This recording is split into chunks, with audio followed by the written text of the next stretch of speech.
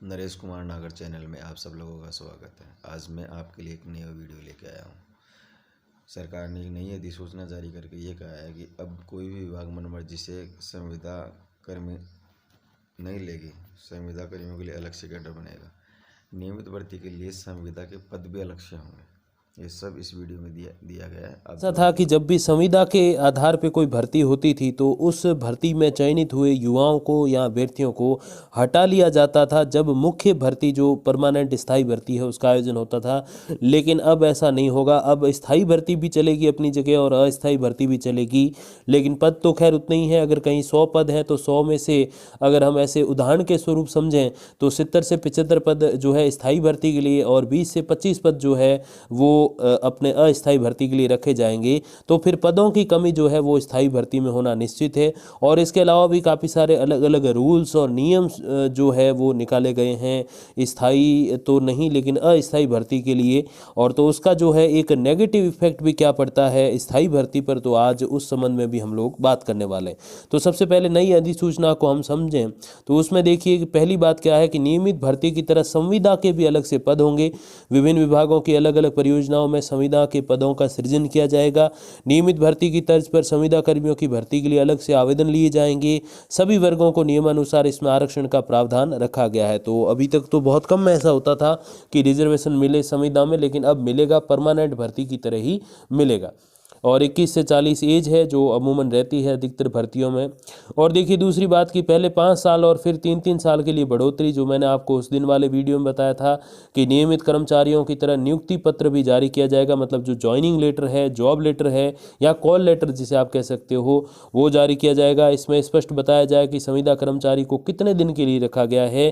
पहले चरण में अधिकतम 5 साल के लिए रखा जा सकता है। इसके बाद विभाग या योजना को संविदा कर्मचारी की आवश्यकता है तो 3-3 साल और कार्यकाल बढ़ाया जा सकेगा। अधिकतम 60 साल की एज तक रह सकते हो, जिसमें जो परमानेंट होते हैं वो भी ऐसे ही 60 साल की एज तक रहते हैं।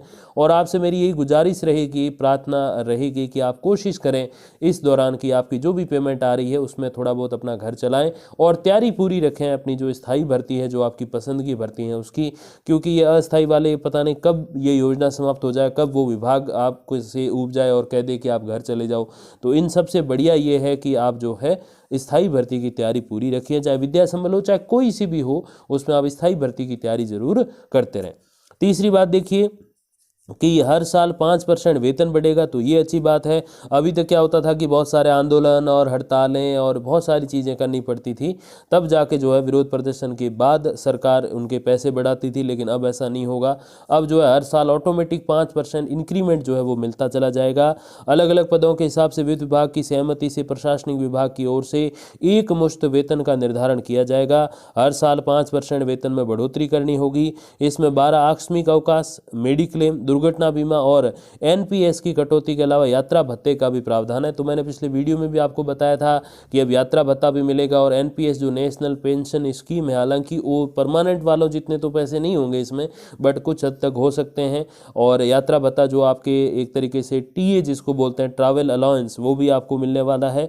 तो खूब सारे अतिरिक्त सुविधाएं, अवकाश वगैरह भी मिलेंगे। 12 अवकाश का इसमें जो है मापदंड रखा गया है ऑल ओवर द ईयर, पूरे एक साल में। और 20 अवकाश में आधी सैलरी कटेगी, आधी बचेगी। तो ऐसे भी उसमें नियम किए गए हैं। पूरी जानकारी पिछले वीडियो में अवेलेबल है, वो जरूर आप देख लीजिएगा, उसका लिंक मैं डिस्क्रिप्शन में दे दूंगा। चौथी बात देखिए कि सेवा समाप्त होने पर मिलेगा 5 महीने तक का वेतन। तो ये अच्छी बात है। यदि किसी विभाग की ओर से संविदा कर्मी को जो है पद समाप्त करके हटाया जाता है तो संबंधित विभाग की ओर से 1 साल के अनुभव पर 1 महीने और 5 साल के अनुभव पर अधिकतम 5 महीने का वेतन देना होगा। और इसके रिवर्स में ऐसा भी हो सकता है कि अगर 5 साल के लिए आपको रखा है और 1 साल में अगर हटा देते हैं तो 4 साल के लिए आपको जो है 4 महीनों का वेतन एक साथ दिया जाएगा। तो ये भी उसमें एक पॉसिबिलिटी रहती है। इस नियम को अनुभव के आधार पर, यानी कि इतिहास में आपने कितने साल नौकरी की है, सेवा दी है, उस बेसिस पे भी 1 साल को 1 महीने के बराबर मानकर वेतन दे सकते हैं। और ये भी उसमें पॉसिबल है, पिछली अपडेट में था कि आगे आपके कितने बचे, 5 साल पहली बार मानते हैं, फिर 3 साल का मानते हैं, तो उस बेसिस पे 1 साल बराबर 1 महीना के हिसाब से आपको वेतन दिया जाएगा, फिर जो है आपको निकाला जाएगा। अब देखिए इसका नुकसान क्या है, तो अब दो तरह से भर्ती होगी जिसका नुकसान बेरोजगारों के, क्योंकि सपोज जैसे मैंने आपको बताया कहीं 1000 पद है किसी विभाग में, तो 750 पदों पे जो है आपके स्थायी भर्ती आएगी और 25% यानी कि 1000 में यूँ कहें तो हम 250 पदों पे जो है अस्थायी वाली भर्ती आएगी।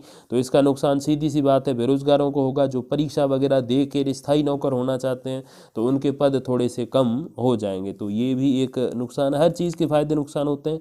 और देखिए पहले से जो संविदा कर्मी लगे हुए उनके लिए क्या है, तो पहली बात कि पहले से कार्यरत संविदा कर्मियों को नियुक्ति पत्र जारी कराए जाएंगे, इसमें 5 साल की अवधि तक का जिक्र होगा, ये अच्छी बात है।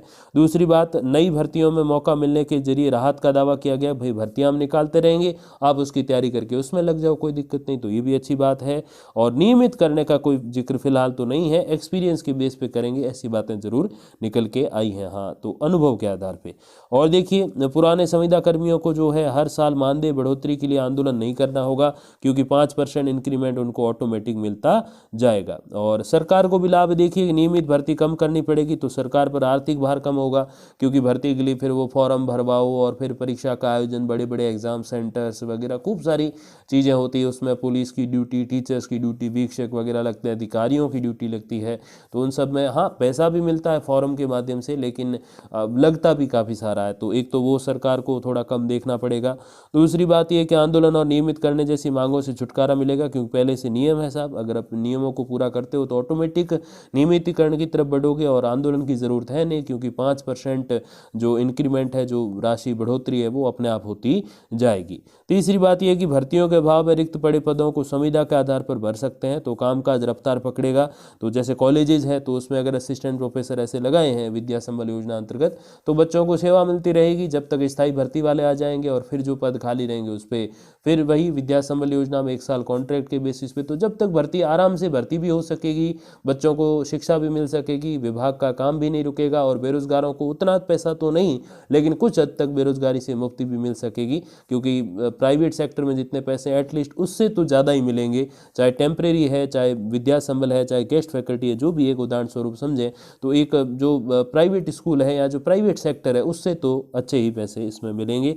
तो यही कुछ एक अपडेट है अपने ये जो नया एक तरीके से हम कहते हैं रूल्स जो बनाए हैं, जो नोटिफिकेशन निकाला है अपने नियमितकरण के संबंध में, वो भी संविदा कर्मियों के लिए, तो उसमें यही कुछ एक चीज़ें महत्वपूर्ण हैं। और बाकी जो भी अपडेट्स आएंगी तो मैं आप तक पहुंचा दूंगा वीडियोस और कम्युनिटी पोस्ट के माध्यम से। तब तक के लिए धन्यवाद, नमस्कार।